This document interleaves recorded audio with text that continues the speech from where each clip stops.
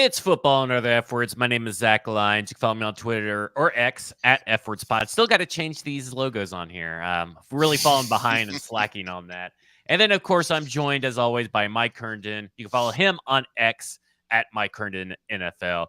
A lot of people are like, oh, I'm going to refuse to call it Twitter. And that's why I'm really trying to lean into X, because I don't really care what it's called, but I do care that people hate that it's called a certain thing. So I got to lean into it, because it's ridiculous, the amount of people that are up in arms over the name change. So I'm leaning all in. I know you're pro Twitter.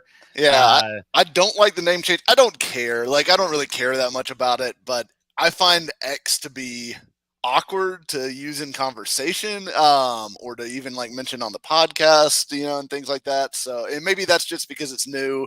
I don't know. We gotta get into the habit of it. I think that's where it's really at.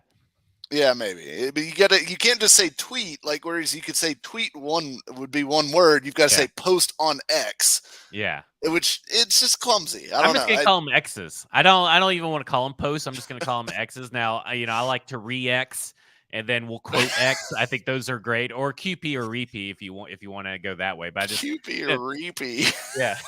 RP. Sorry, RP. For reposted quote post. I like reP. I like reP. You like reP better? I think it's just so ridiculous, and I love it. And I love that people get up, and there's real stuff to get mad about the whole Elon buying Twitter stuff.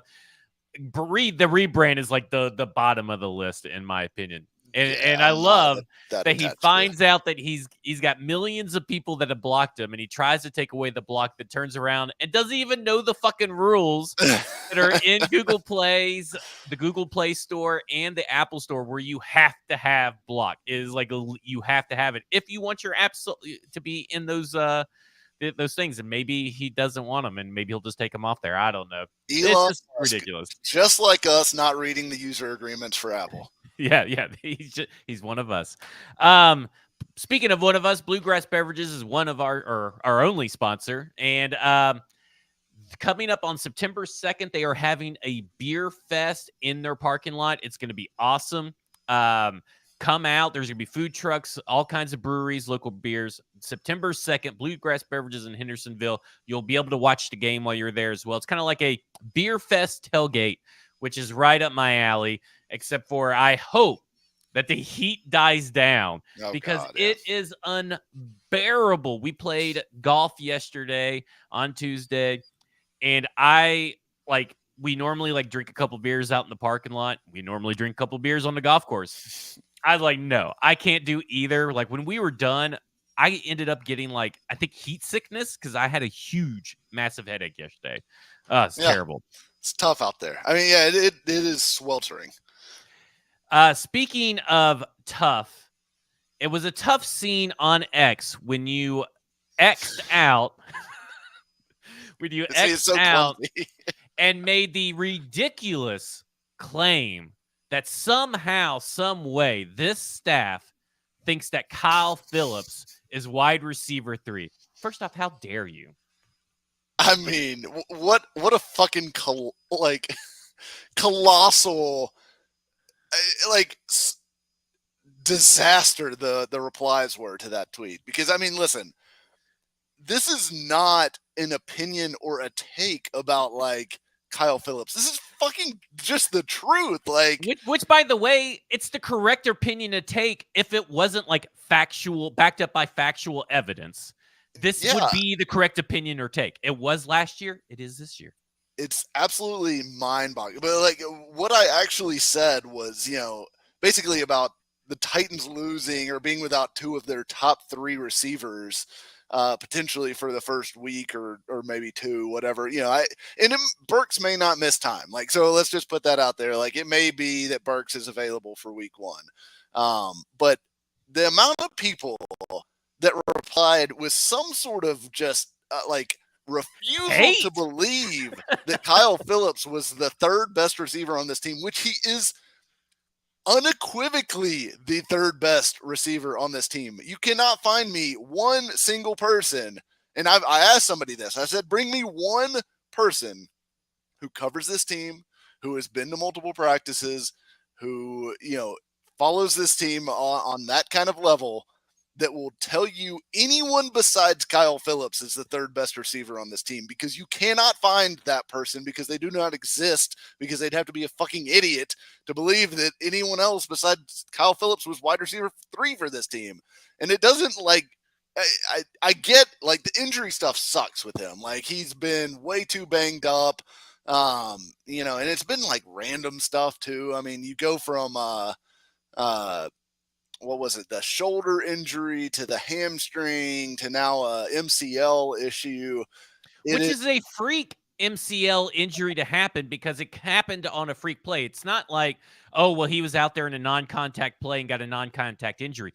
It was literally Chris Moore missing a block and a helmet going into his leg. It's just that is, to me, that is just fucking bad luck. Yeah.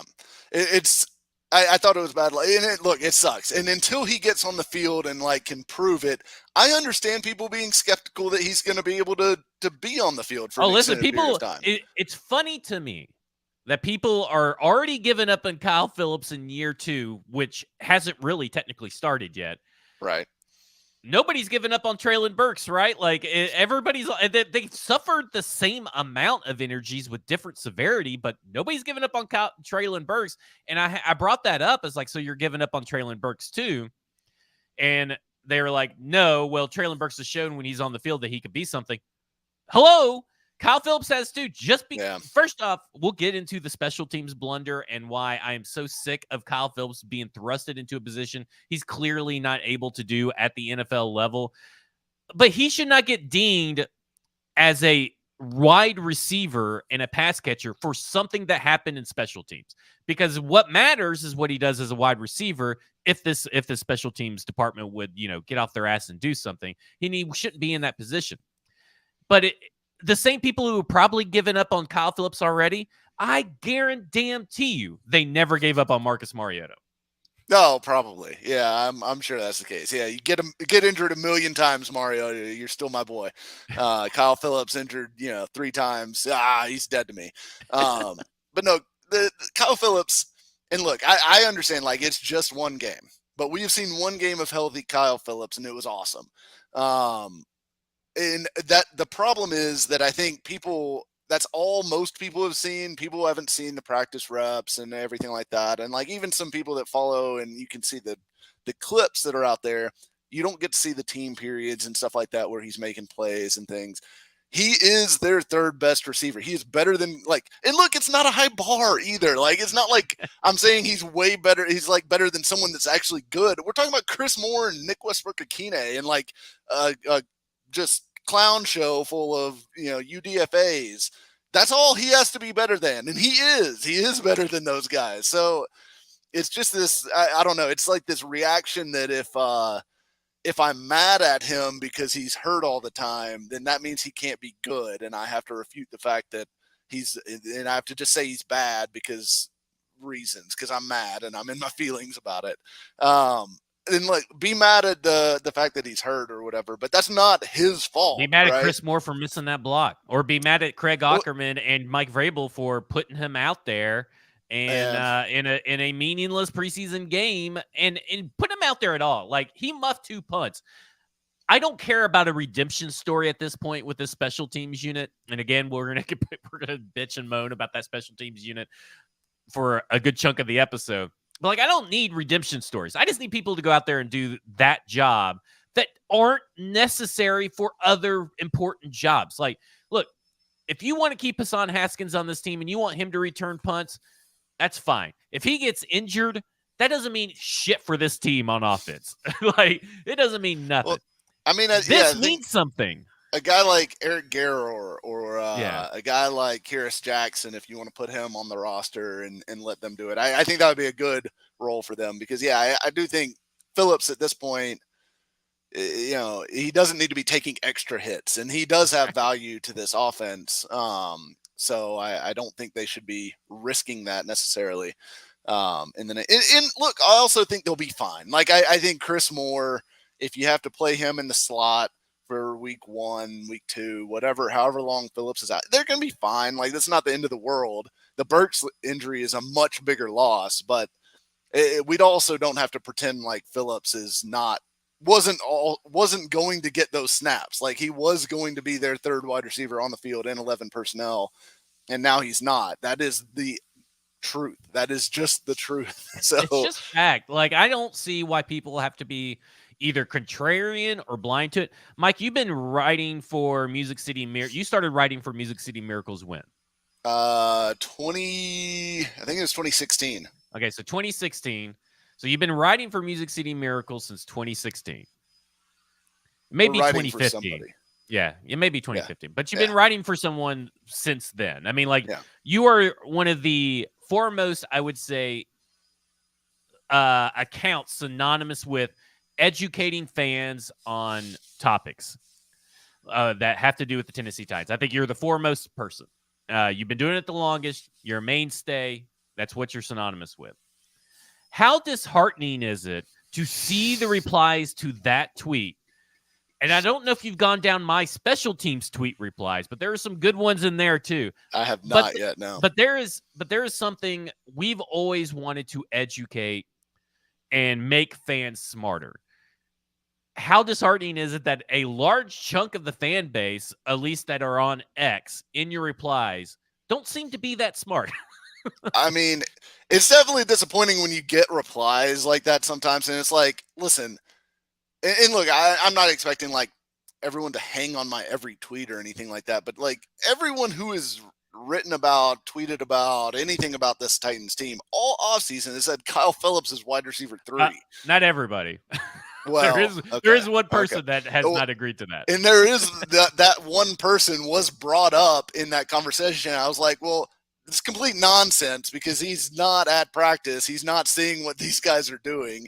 And everyone who goes to a practice will tell you Kyle Phillips is wide receiver 3 for this team. So I don't even think you should have to go. It should just be at this point. If you're following along. If you're following along with everything that we have written about, talked about, said, watched, anything, tweeted about it, X'd about it, put it on Instagram, you should know, looking at this roster and looking at how the wide receivers are employed, you should be able to know. You don't have to know, well, they're going to definitely be, Kyle Phillips is an expert at this kind of route and this kind of route, but you should kind of know that Kyle Phillips is wide receiver 3. I just don't feel like this is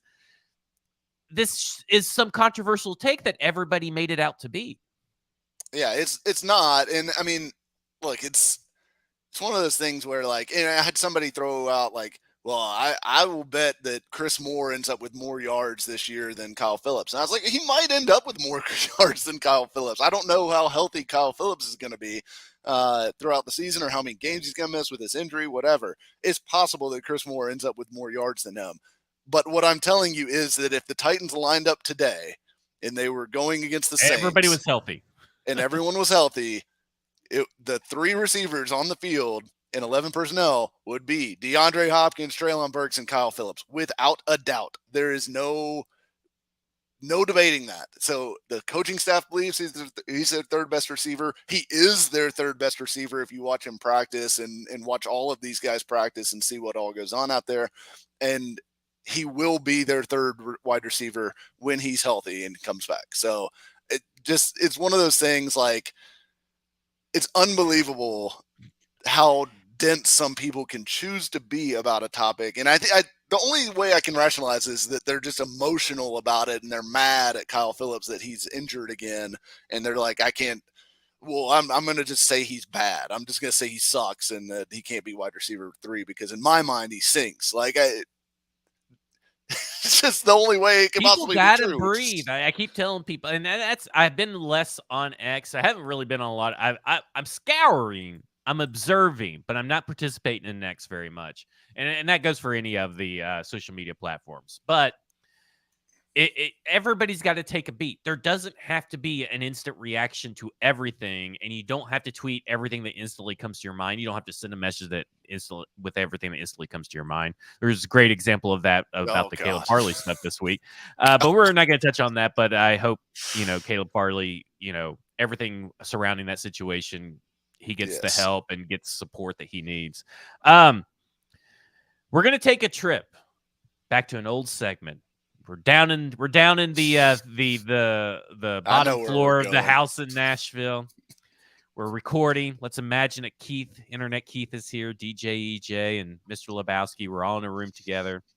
And we're taking a trip. Snuck in through the side door.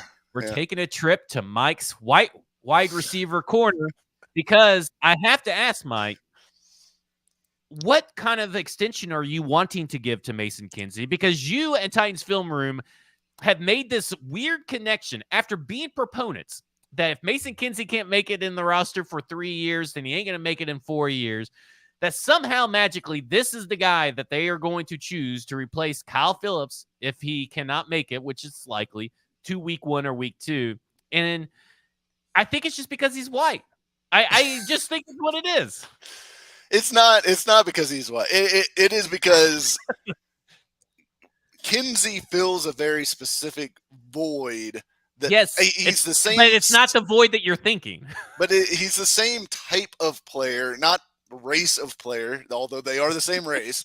He is the same type of player as Kyle Phillips, and they are going to want someone who can do those things, and that includes returning punts, which I don't think Kinsey's very good at, but he can catch. He can catch the punts. Like he is not a punt dropper, as far as I know. So. I think Kinsey could make the roster for like 2 weeks, 3 weeks, however long Kyle Phillips is out. But do you think he's making the final 53, or do you think he's just going to be the practice squad call-up in reserve duty? Well, I think it'll depend on like whether or not they're going to move Phillips to IR officially. Like, because what they would do if he's going to miss enough time that they think I don't think he's going to go to IR. He might not. I think it's going to be close because they said 6 weeks. And you'll be heading into I think the third week ends as September 10th begins, if I'm not mistaken. I think that's right. So it's you're going to be headed to the 4th week. So yeah, so he's going to return like maybe week 3 or week 4 ish, like if that time frame is accurate. But I guess the only thing that I wonder is if they aren't going to say, well, we'd rather just have the extra roster spot for a few weeks and give him extra time to get fully healthy and be ready to return and all that, which he could return in week 5, right? Like if they put him on IR, he can return in week 5. He would miss the first 4 games of the season. But if they do that, then they have to, play the little roster game where they cut a veteran that they're going to bring back, and then they move Phillips to IR and sign the veteran back and all that. So we'll see if they go that route. I'm not sure they will, but the only way Kinsey's making the roster is if I think Phillips is on IR. If he's not, I don't even think he is then. I think that they're going to use that. This love that they have for defensive linemen over any other spot on their roster is driving me nuts. It's driving me nuts. But I feel like that when you look at this roster, and I haven't gone through and done my 53 because unlike you guys that have put out 53s like every other day, I've done 2. I've done 2 the entire offseason. They're entirely worthless at this point until after the final preseason game. I'll do one more. Just do one more. I'll do one more. So I look at it because there's a couple different things to look at it, and Aveni just hit on one of them. Is that the new IR rules, right? You have 8, and this team loves having injured players. So I don't know if you should waste one of the 8 on a guy that could possibly be bad. And we don't know really the full extent of the MCLs. I think it's a sprain. Is that all I've heard is MCL injury, but I've seen a couple people say sprain. It's got to be a sprain. Otherwise, it would just because of the 6 weeks. Yeah, I think so. Okay. Well, we know there's an MCL injury, but we don't know if he has to take the maximum 6 weeks or if it's going to be 7 or 8. We don't really know. But if it's not as bad as what we thought or what we perceive in our mind, then I don't think that you should waste a roster spot because for those 3 weeks, if he could come back by week 4, right? if he come back by week 4 without going on IR, you can bring up certain players off Yeah. the roster, off the practice squad, without having to pay them. Like you could do Mason Kinsey for 2 and Kearis Jackson for 1. Because I am not entirely sure that the 6th wide receiver, when everybody's healthy, is technically on this roster. Because I'm not, I'm talking about if everybody Yeah. healthy, because they're carrying 5, we know. Those 5 are Traylon Burks, DeAndre Hopkins, Nick Westbrook-Ikine, Chris Moore, and Kyle Phillips. Those 5 are at least making it to the 53. Now, whether they stay on the 53 and Kyle Phillips goes to IR, that's a different story. But I don't know if there is a wide receiver 6 currently on this roster that has earned a spot. I think the closest guy is Kearis Jackson, possibly, Or but I'm Reggie not really Roberson. sold. I think Roberson's close too. But he's not doing anything in preseason. So, like, you got 2 games of nothingness in preseason, and then Mason Kinsey yesterday didn't even get on as a returner during practice when he had a chance to. So they're using Kearis Jackson, Reggie Roberson, and Tyjae Spears. Which, please, for the love of God, do not use Tyjae Spears in returns. I think he's going to be their kick returner. I think he's 100% going to be their kick returner. I fucking hate it. It's going to make me nervous every fucking kickoff. I hate it. I don't like it. I don't want it. I just want him to be a beautiful running back that just gallops through the offensive line and scores touchdowns. I don't need him to be a returner, especially with the new rules. Like, I feel like they're overthinking the returner thing. But anyway, I don't know if the wide receiver 6 that would be worthy of the 53 is on this roster. Now, what that means is that I kind of think that they go with 5 wide receivers, maybe sign someone else off someone else's team, and then maybe Kyle Phillips, and then they're carrying 6 if they don't put Kyle Phillips on IR. I just don't think that anybody on this team. My thing is that Mason Kinsey's specialty and value for the Tennessee Titans is everything he does as a practice squad member during the practices throughout the week, where he's playing apparently safety on some points, and he's playing the wide receiver position, the roles where you're kind of scheming up. That's his value. Because obviously the Tennessee Titans don't think he has any other value, because they would rather sign Josh Gordon, CJ's Board, Cody all Hollister. Cody Hollister. They would rather have all these other guys besides the slot wide receiver guy. Like, Kyle Phillips is your slot wide receiver guy. If he goes down, I think you put Chris Moore in that spot. That's who's going into that spot. I think that's who's going to play. And I don't think they need it. I think they are like, if we don't have Kyle Phillips, we don't need this particular type of wide receiver. That's the only guy that we want to be in that particular wide receiver on a regular season playoff game day. Yeah, and I think that's true. And I also think that you've got because you'll have more. You've also got NWI who can play in the slot. I would say DeAndre Hopkins is going to get some slot snaps too. So they're going to have guys that they can rotate through there. They aren't going to look like your traditional, like, smaller, shiftier kind of slot guy. I guess Moore is a little bit more in that mold than Hopkins or NWI, but I think there's going to be a lot of guys that they can put there, and I think that is the advantage of a guy like Chris Moore, a guy like NWI being on the roster, is that you have guys that can back up multiple positions and that they can trust to be in the right spot, be lined up correctly, not screw up a play just because they don't know what's going on. So I think that's most likely what's going to happen. I think they do trust Mason Kinsey, and I could totally see them calling him up, like you said, off the practice squad. But frankly, there's not a wide receiver on this team outside of those 5 that you mentioned that would be picked up if they were waived. So, like, you can get whoever you want back on the practice squad. You could have 4 practice squad receivers if you want to. Frankly, I don't think the Titans are going to have anybody claimed at any position that they cut. Like, the only guy that it would even be cuttable, which I don't think he is cuttable, would be like Malik Willis. If he got cut, I think he'd get picked up. Everyone else that's on the roster bubble, if you cut those guys, they're going straight through waivers and you're going right back on the practice squad, because this is not a team with great depth. So we've been talking about it all offseason. You're not And really the worried about losing guys. And the only team with wide receiver depth that is worth a damn is the New York Giants. They have 15 different receivers that are all probably better than the wide receiver 6 here. Maybe some better than Nick Westbrook-Akina. I don't know how they're going to keep everybody. And there's going to be all kinds of different cuts. And the wide receiver position right now, despite how the Tennessee Titans view it and have handled it, is actually there's a lot of good wide receivers that will get cut when it comes down to 53.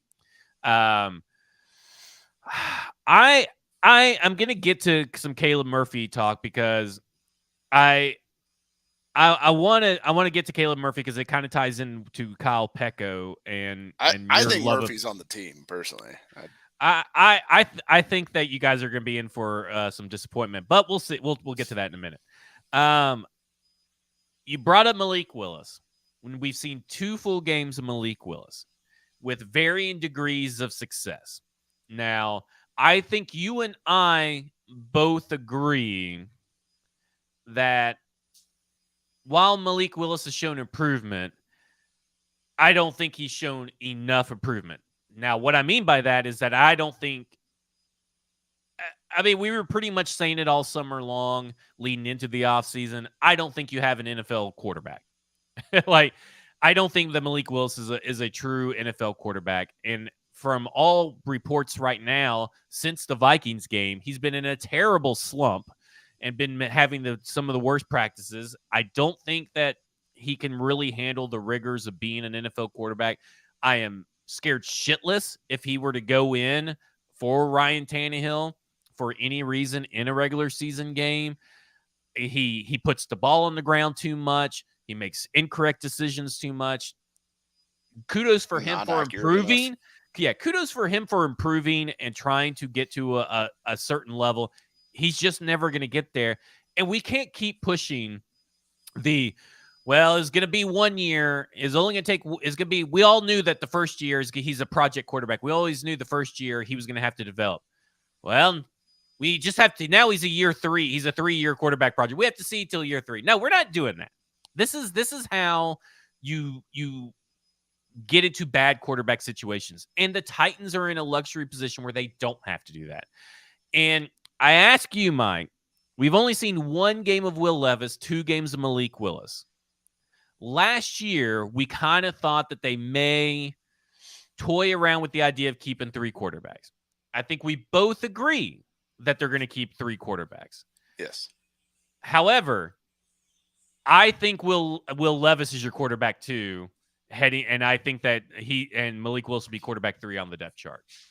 I think it'll be interesting. Someone brought this up on in the comments on Paul Kowarski's website under the article that I wrote. Is that the guy who said you guys need to make it free because the cost of living is just too damn high? No. This was a subscriber who was in there and commenting. Yeah, how dare we $5 to be paid for work too damn high that we're doing. So, but anyways, the comment was that he said, do you think, even if Levis is viewed as QB2, do you think they keep Willis as the active roster quarterback for game day so that you can have the gadget stuff available and make Levis the emergency third quarterback? And then if something were to happen to Tannehill where he was going to be out multiple weeks, then Levis becomes the starter. But if to get you out of a game, would they go to Willis and, the guy with the experience, who did it multiple times last year, even though if he didn't do it well,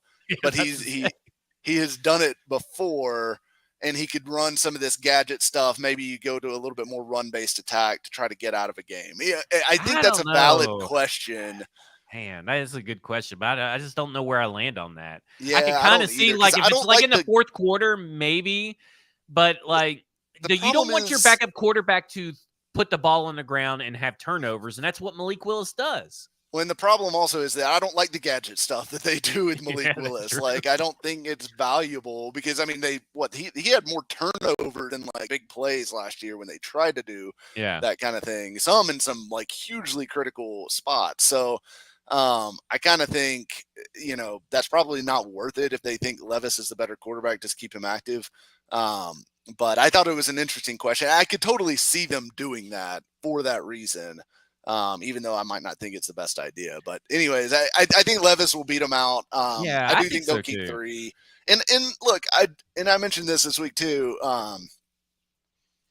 We've seen quarterbacks continue to develop like into year 2, year 3, year 4. Like you look at Josh Allen, you look at Jalen Hurts, you look at, and I'm not saying he's like these guys or that he's ever going to be anywhere near as good as any of these guys, but guys like Sam Darnold, who, is playing much better in San Francisco by all reports than he had in previous stops with the Jets and the Panthers and everything like that. So sometimes it does take these guys a little bit of time to like get it to click at the NFL level. And I think Willis has shown enough improvement that I wouldn't cut him because I think there's still some upside, even if that upside is only like he's a good cheap backup for Will Levis next year.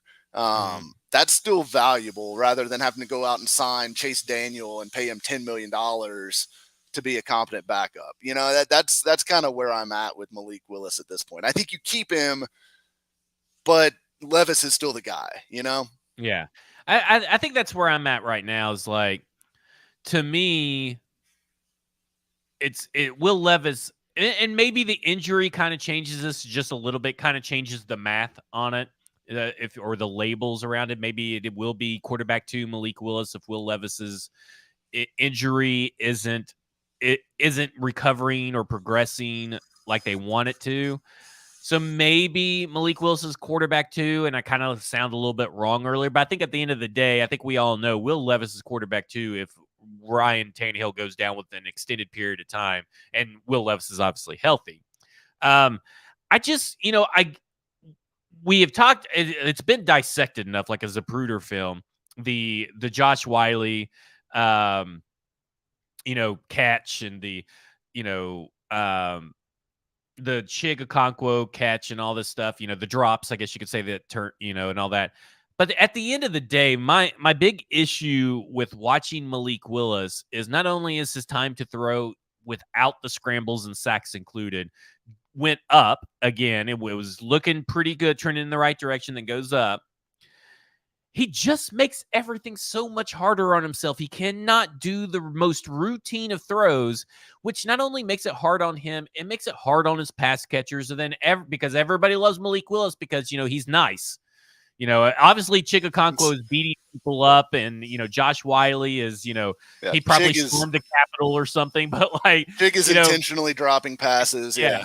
Yeah, but because Malik Willis is nice, it's always the tight end's fault. Now, listen, Chig, if he wants to be the tight end that he is supposed to be, he has to make both of those catches. For But sure. Yeah, those are also, very catchable. Yeah. but also, if Malik Willis would learn to layer his throws, the second one probably would have landed right where it was supposed to land perfectly, but he doesn't know how to do that. He does not know how to layer his throws. The Josh Wiley one, I'm sorry, he's not Tony Gonzalez. He's not, Travis Kelce.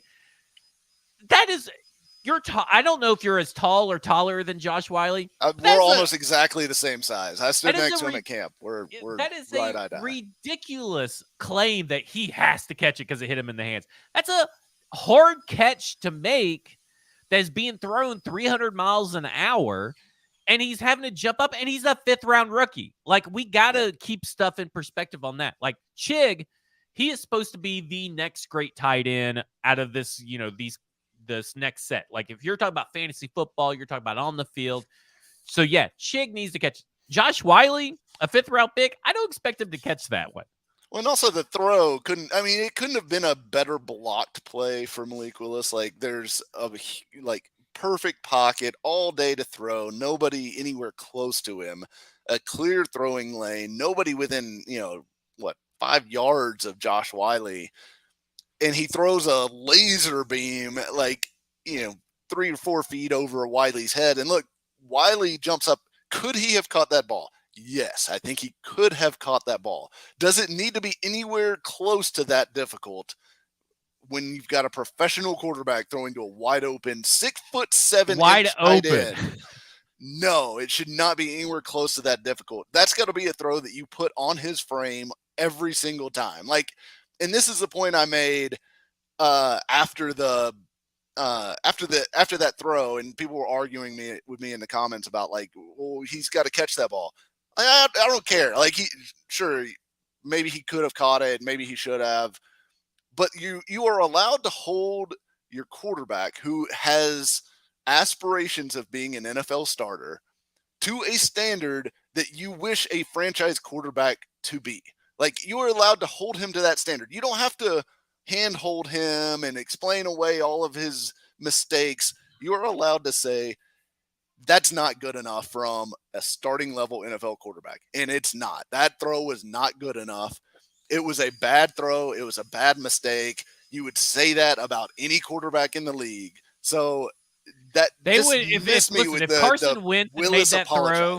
If Carson Wentz or Baker Mayfield or any of these other guys that are on, listen, Trevor Lawrence missed that throw, they would be hammering as Titans fans Trevor Lawrence. And there is no objectivity, and that's fine, I guess, because they are fans. But we kind of think I think we know they're keeping all three quarterbacks. But I think we both lean that quarterback 2 is possibly going to be Will Levis week 1. Maybe Will Levis, or definitely Will Levis by the season's end. I think the way to frame it is, if Tannehill was to get hurt and not be able to start the next game, I think Levis would get the call. Yeah. All right. Let's talk about a tweet that I put out. And an overarching theme of the entire week has been the special teams. And I put out a tweet, and I'm going to read an exchange with Jordan Gentile, Jordan GMTL on Twitter. Don't know if he listens to the show, but he popped in my mentions. And I go, Mike Vrabel, John Robinson, Craig Ackerman, and now Rand Carthon are showing every NFL, NCAA, high school, and aspiring coaching staff the proper way on how not to run special teams. It's been misstep after misstep, rotating kickers, lackluster returners, lack of coverage units, terrible. On stackingtheinbox.com, I wrote that they are being carried by their legendary punters. They basically have done the Manning to Luck, the Favre to Rodgers of punting. They went from Kern to Stonehouse. This guy goes, Jordan, major overreaction here. We have a solid young punter, signed a solid free agent kicker, and have electric return guys. And I go, they have none of the last 2 you mentioned. He goes, typical negativity and overreaction from some of this fan base, always looking for negatives instead of seeing major positives. I said, I would like to travel to your Earth on the multiverse you're living in to see what electric returners and solid kickers the Titans have there. He goes, it's called reality.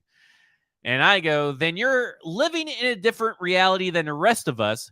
Who is the electric returners you speak of? Try positivity for a change. Have a good one. That is his response. So never names a name. Never names a name. Okay. And Michael Badgley is Randy Bullock, who is Yes. all these other guys. They're all the same guy, and they're not getting any better. And I don't know if you saw it, but it's the Tennessee Titans and the art of self-destruction. Because the Tennessee Titans have continued year after year after year after year to putting themselves in this position. And I tweeted out later. I think I was commenting on a Will Lomas tweet or X.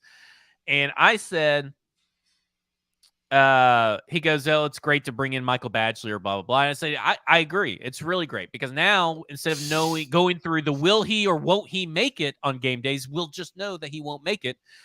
Because unfortunately, if you're outside, which is where the Tennessee Titans play the majority of their games, he stinks. Well, he can make them all in the dome in the practice squad bubble, though. But he's just a guy. And the Titans, the way they play football, and I wrote about this at stackingtheinbox.com, the way they play football, you can't have just a guy. You have to have someone slightly better than just a guy because you need someone that can go out there from over 50 yards or at least give you the option. Like Randy Bullock over 50 yards, they're scared shitless. They're just probably going to punt it. The same with probably Caleb Shudak and Trey Wolf, right, if they had stayed on the team. Same with Michael Badgley. You need a guy that can threaten and give you the actual option instead of taking an option off the table for you. Michael Badgley's not that guy. I'm sick of Craig Ackerman. His press conferences drive me insane because I just feel like I just don't know if he knows how to coach or knows that he's supposed to coach. Like, it doesn't seem like there's any kind of plan. He's just like, okay, well, I got this collection of guys. Here's who I can play on special teams. Well, I think I'll just put you here, you here, you here, you here, you here. Hopefully it works out. Fingers crossed. Yeah, I think the Titans' handling of the kicker situation, ever since Ryan Succop got hurt, basically, has been absolutely miserable. Like, they obviously Succop getting hurt kind of threw a wrench in their plans there to some degree, because I think Succop was still going to be their kicker for at least a couple more years. But then they've turned into this strategy of like, we're just going to bring a couple young crappy kickers and see if one of them maybe actually turns out to be good. But and everybody year. has said that went to practice, right? Like after a week of watching them, you guys are all like, none of these guys are good. Yeah, I mean, they were okay. Like they've been like somewhat consistent in practice, but then like I said, like it's totally different when you go into a game and you have, you don't have all day to think about the kick. You're not, you've got to run onto the field, you've got to get out there, you got to take the kick, and you've got some sort of pressure on you, if not for like whether it's I don't think the crowd noise is that big of a deal, but the fact that it's on TV, the fact that there's a bunch of people in the stadium, the fact that it's a important kick even in preseason to your career, there's just a lot more pressure on the situation. And I think kicking is just like 99% mental. Like I think everybody in the NFL, for the most part, with the exception of Randy Bullock, has a big enough leg to make a 50-yard NFL field goal, but it's whether or not you can do it consistently that separates whether you're actually really good or you're terrible. So I think it's just one of those. They've tried to go cheap with it. They've tried to get by with like trying Tucker McCann. Let's try Shudak. Let's try 10 other unnamed kickers that have come through here and been bad over the past 5 years. And I just wish they would eventually just say, all right, well, instead of taking a defensive back that's not going to make the roster in the 7th or 6th round, let's just take the best kicker, coming out of college and see if maybe that works out better. See if we can find an Evan McPherson. And look, there are Rodrigo Blankenship, who sucks, by the way. And I know everyone keeps saying sign him because he went to Georgia and all that, but Rodrigo Blankenship has sucked at the NFL level. He's no better than Badgley. He's no better than Bullock. He's probably worse than both of them. I'd almost guarantee you he's actually worse if you look at percentages. But you've got to actually, it's not a guarantee that if you draft a kicker, it's going to work out, but you have a better shot at it than if you just sign some scrap heap guy. And they've just tried to get by with signing scrap heap guys. They've done it now 3 times, right? I mean, you're talking about Tucker McCann, you're talking about Caleb Shudak, and Trey Wolf. 3 UDFAs. That's not working. And I don't like the trend that Rand Carthon has apparently been infected with this anti-special teams, virus that's going around, like ST19 over here. I don't like that he's following into the same trap and the same trend as what was previously done, because at this point, your 2 common denominators are down to Mike Vrabel and Craig Ackerman. And Mike Vrabel's not going anywhere, but by God, you need to get someone in there that can actually coach and teach and provide knowledge to help these kickers because they had to bring in that kicking specialist, right? Because Craig Ackerman couldn't even do that. And maybe he picked up a few tricks. But this is getting a little ridiculous. The returner situation is utterly ridiculous. And I know you can only work with what you're given, which is why I'm still perplexed of why Jacob Copeland, out of all of the wide receivers who I thought they did all of this work, right? All of this work in the off season leading up into the draft in Jacob Copeland. They put him through special teams drills. They brought him in for all these visits and all this stuff. And then he's the first one cut. And I'm thinking that should be kind of like, shouldn't you keep him over someone else to see what he does, at least as a returner? That's why I kind of think that Kearis Jackson may be a good spot because, like, Kyle Phillips goes out. They don't put Mason Kinsey in first. They put Kearis Jackson. So to me, that tells you that Kearis Jackson is ahead of the depth chart on there.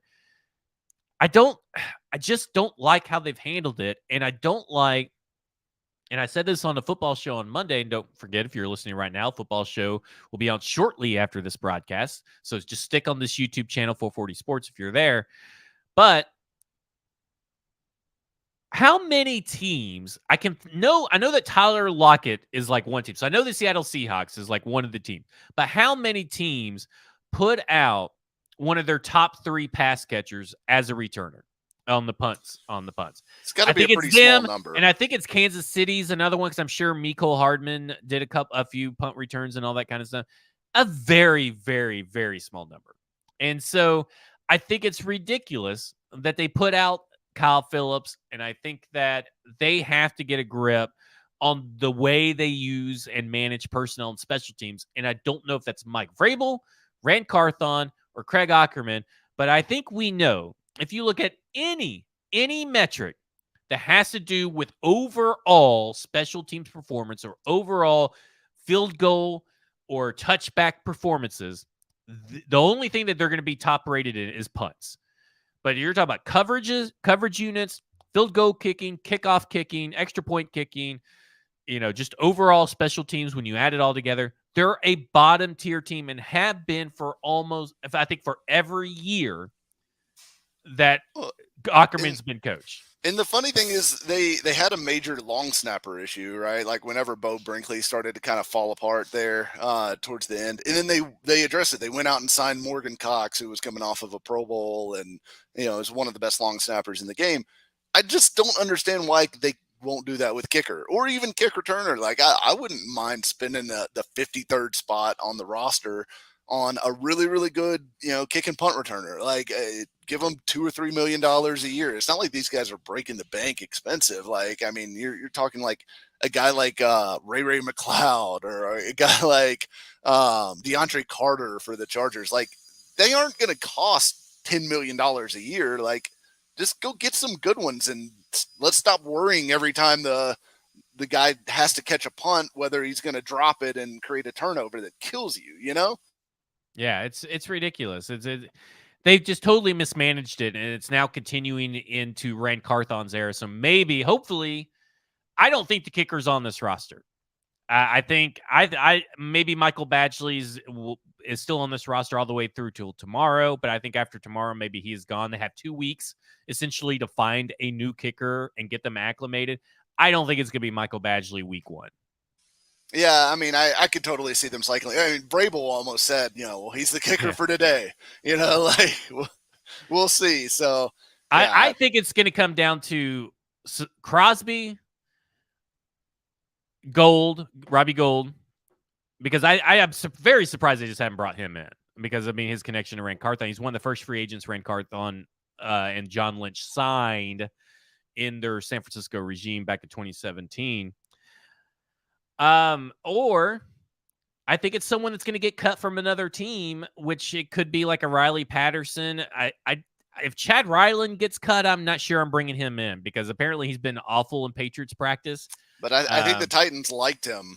I know, but they may need to start looking at the other people's reports. Maybe they need to start looking at data. Like I don't know where Sarah Bailey and Chad Brinker are in their assessment of the team and their data tools and their all their projections and analysis. But I think special teams need to be where they start from because this is ridiculous. But like a guy like Riley Patterson, I don't know. I don't know where it's all at right now. And I just know that I don't think the kicker's on this team. And I definitely don't think they're bringing back Shudak. And I definitely don't think they're bringing back Trey Wolf, maybe on the practice squad when the practice squads are eligible to be put together.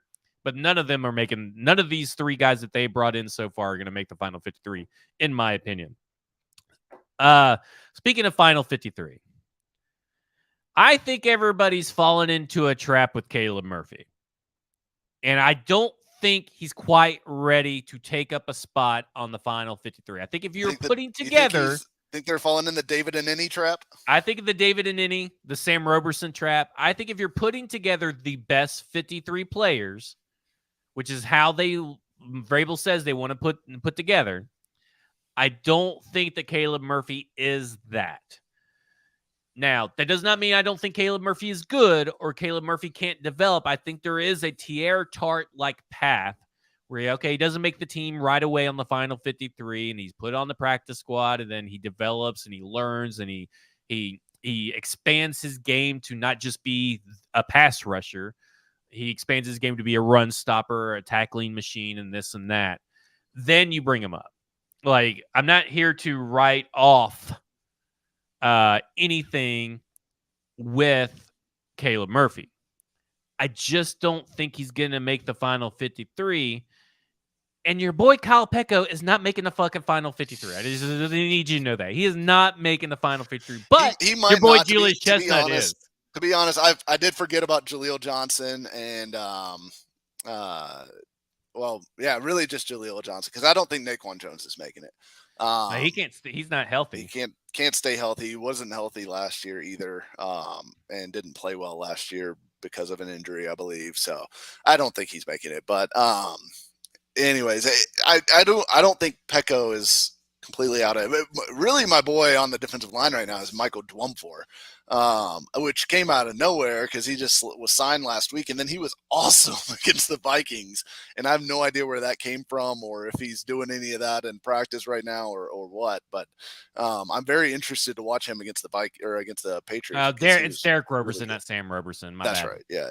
But I think Caleb Murphy's good. I think part of the reason I think Caleb Murphy makes the roster this year is because, I mean, all he's got to do is beat out Sam Ekwonu and but see, I don't think he's Thomas going Rush. to beat Sam-O, and I don't know if they have to beat out Sam-O, because I think Danico Autry provides you so much flexibility and that I think they may just keep 3. That's light. That's light there, though. What, didn't they do that last year? Did they? I think they had 4. I think they had 4 at all times. Because you also had DeMarcus Walker and Mario Edwards at times last year, where those guys really were outside linebackers, even if they were listed as defensive ends. They played on the edge. It was Ola that made it. Ola Adini made That's it. That's right. Yeah. So who's your Ola Adini? It would be Sam OK. Yeah. I like Sam Ekwonu OK, but I think Murphy's got way more upside, and it sounds like, he's doing all the right things. Jeffrey Simmons had the little bit about Murphy asking him, going and finding his iPad after practice and coming to find Jeff Simmons to ask him about a specific practice rep and a call that he missed that Simmons made and things like that. And it seems like he's well-liked by the staff, well-liked by his teammates. Yeah, but those guys, upside guys, he's shown some juice. Don't make the team. He's shown some juice though, as a pass rusher, and I think he's doing some special team stuff too. So I mean, I think his path is going to be, if he's good enough to be trusted to play special teams, because I don't think there's probably not snaps for him on defense as long as everyone's healthy.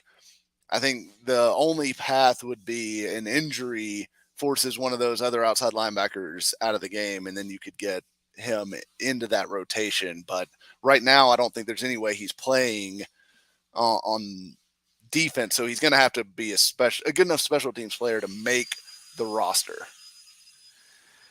Yeah, I mean, let's look at the special team snaps for right now. So I'm going down. Thomas Rush, out of all the edges, he's leads for 2 weeks with 17. And it looks like there's a possible 32 to be had. Let's see. Sam OK is next up at 13. And Caleb Murphy has 6. I don't know, man. I think you're holding on to this one a little too much. I don't know. I like Caleb Murphy. I hope he makes the roster because I think he's got some juice as a pass rusher. And frankly, I think he could be a better pass rusher than Rashad Weaver in pretty short order. Vinny asks, do we know who has final say the 53? I think any decision could be safely say that Mike Vrabel is 1A, Rand Carthon is 1B.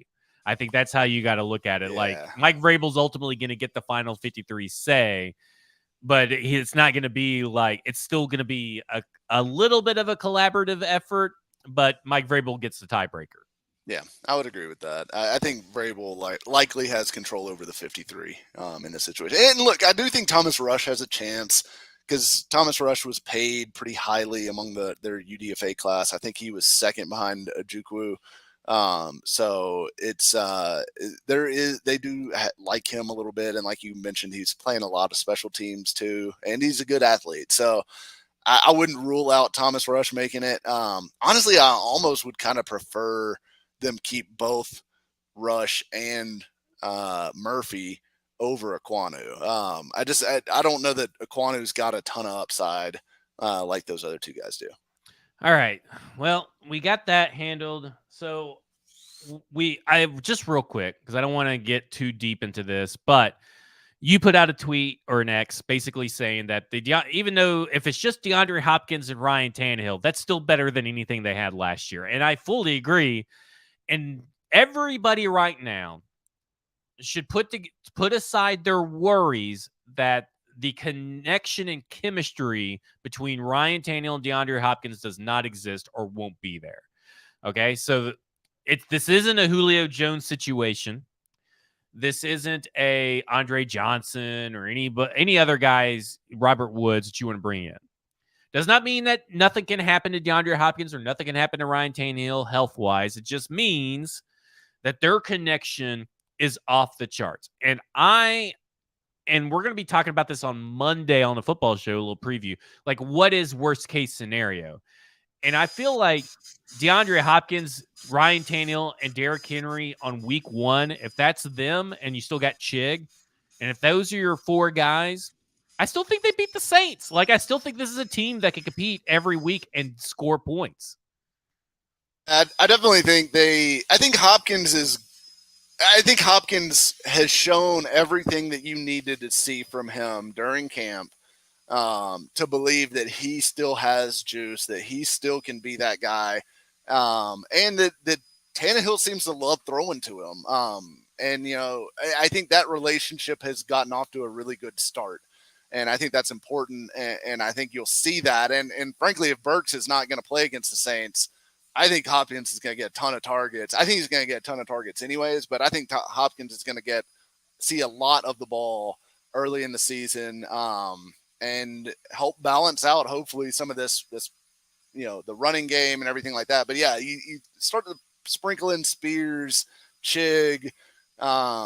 You've got some playmakers. And, look, a guy like Chris Moore isn't exciting, but, do I trust him to be in the right spot and to be able to run around and make a catch? Yes, I do. I trust him to be able to do that. And if the focus is so much on Hopkins, then you should see some better opportunities for those other guys. And look, NWI too. Like in NWI, I know people hate him. You thought he may not even make the roster at one point. Well, I still don't know that it's necessarily guaranteed, but I think he's a lock. I wish I had a lock noise. I think it's very likely. I think it's like 92%. 100%. But he is. I think he's going to be.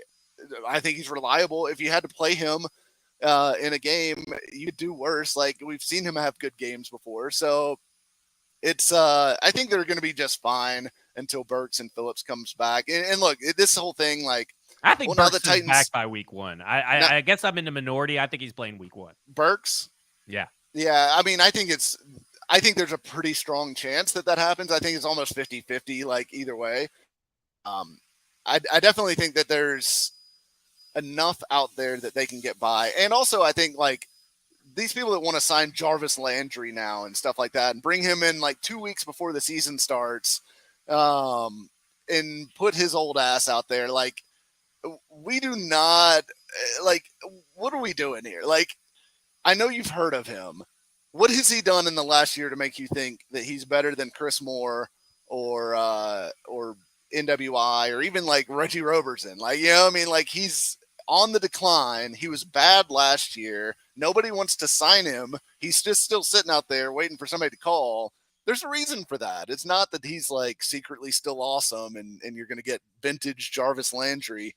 for 2 or 3 weeks if you sign him. He sucks. He's gone. He's in Kenny Galladay. Don't even get me started. Like, somebody threw out Kenny Galladay.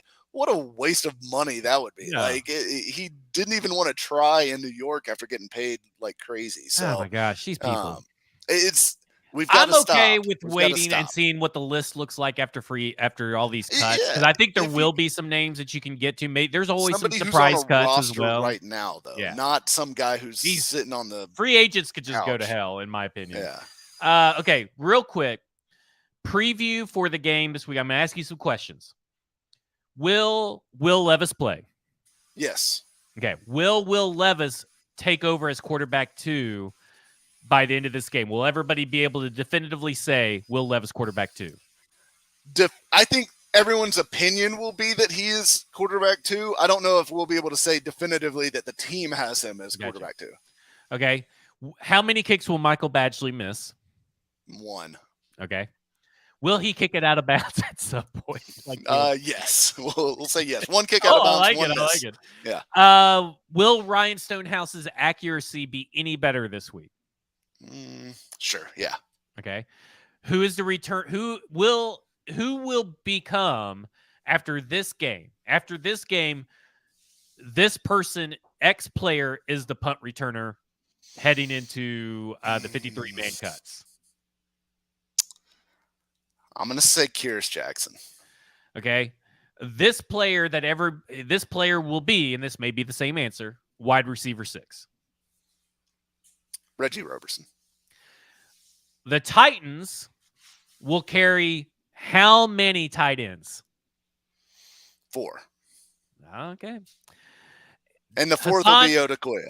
Okay. The Hassan Haskins, will he or won't he make the team?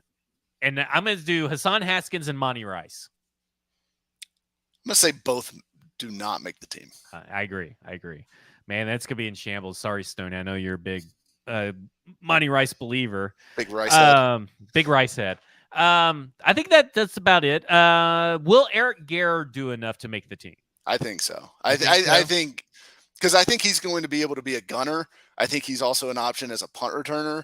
And that's one guy I know I said Kyrus Jackson, but I kind of think Garror is the next guy in that list, because I think you could put him on the roster and he could do a lot of things for you on special teams, including returning punts. So I think he's going to end up making the roster because he's a really good special teams guy, in my opinion. Well, that will do it for us. Thank you for joining. Listen, in 30 minutes or less than 30 minutes, I'll be on a football show. We'll be talking about the more special teams hubers from Braden's perspective. We're going to get his in-camp reports on Malik Willis' slump. We're going to talk about if it's because of the Vikings game. Maybe he's just in his head at this point. We're going to also be talking about week 0 is here. The game played in Ireland. Notre Dame is playing in Ireland, which is going to be awesome. It's at a decent hour as well. Then Vanderbilt is also playing this weekend. Some good football. College football's back. Week 0, which is technically should be week 1. We're going to talk more in depth about the DeAndre Hopkins and Ryan Tannehill stuff. We only were able to touch on it a little bit here. And then we're going to preview more in depth the Patriots game coming up. That's a football show. If you're watching this, it'll be on Twitter, but also just subscribe, turn on your notifications for 440 Sports YouTube page, and then you'll get to know every time someone goes live. Thank you to our sponsors, Bluegrass Beverages. September 2nd, their Beer Fest tailgating experience, food trucks, beers, local breweries. The game will be on. It's going to be a fantastic thing. Bluegrass Beverages in Hendersonville, Tennessee. I'll be up there. I think Braden will be up there as well. I don't know who else will be joining us. We're working through that. Maybe an appearance from Mike. I don't know, but we're working through that. We'll see. But we're working through all of that. But it will be a good time. So please show up to that. September 2nd, Bluegrass Beverages in Hendersonville, Tennessee, our wonderful, amazing sponsors. For Mike, you can follow him on X at Mike Herndon NFL. I'm Zach Lyons. You follow me on Twitter. On X at FWordsPod. I got nailed yours, did not nail mine. Yeah. But this has been Football and Other F Words, and you have just been effed.